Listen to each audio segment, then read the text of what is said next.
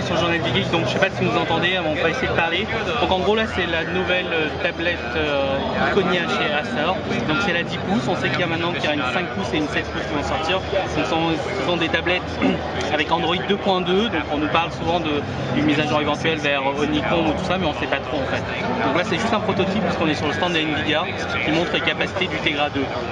Donc déjà juste une petite chose, il faut savoir que tout ce qui est Tegra 2 maintenant ça utilise aussi une sortie mini HDMI compatible HDMI CEC. Donc ce qui veut dire que si vous mettez une vidéo, vous sortez une vidéo en 1080p parce que le Tegra 2 est censé supporter le 1080p sur un téléviseur, et bien vous pouvez contrôler cette vidéo à partir de votre télécommande téléviseur. Donc c'est exactement la même chose que sur le Xperia Arc et ça marche plutôt pas mal du tout. Donc voilà. Alors au niveau des menus, là comme vous pouvez voir, il n'y a pas de bouton physique, pas de touche sensitive. En fait vous faites apparaître le menu ici. Donc on va voir le home ici, le bouton de retour ou l'accès au menu. Par exemple pour arriver comme vous pouvez le voir ici à Android donc dans sa version 2.2. Voilà. Évidemment on est sur le stand de Nvidia, donc on est censé pouvoir vous lancer un jeu. Maintenant c'est de savoir lequel et où est-ce qu'il se trouve. Attendez, bon on va passer par là alors. Voilà, Samouraï 2 Vengeance. Donc il vous donne une idée quand même de ce qui est capable de faire un Tegra 2, donc c'est plutôt pas mal du tout.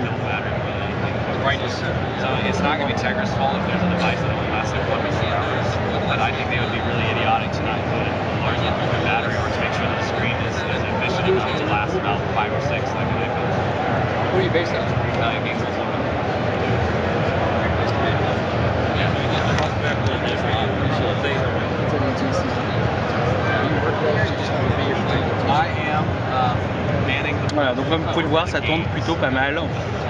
Et là-dessus, bon, on aime ou on n'aime pas les contrôles sur un écran tactile. Techniquement et graphiquement, c'est totalement jouable. Il faut juste que les éditeurs s'y attachent un tout petit peu.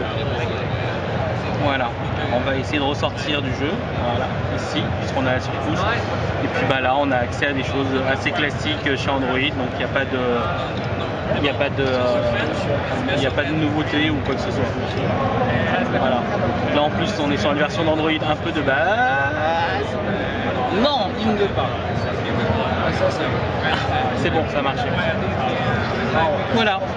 Bon bien, merci beaucoup pour votre attention et puis à très vite pour une autre vidéo comme d'habitude. Ah oui, petite chose, dernière chose, ici il y a visiblement une caméra visio. Donc vous pourrez vous en servir. Comme, hein? Et au dos, il y a quoi? Et au dos, un APN effectivement, comme Greg le spécifiait. Les enceintes sont ici, là, des deux côtés. Et puis ici, ben, ça doit être toutes les connectiques. Vous pouvez voir le bouton de mise sous tension avec le casque, la prise MIDI HDMI, le volume avec le mute, comme sur l'iPad. Et visiblement un truc qui s'ouvre là. Et qui fait peut-être pas que jour en fait, mais bon. Voilà, et là, une prise USB et micro USB, donc un pour la recharge et l'autre pour justement lire des contenus, je suppose. Voilà.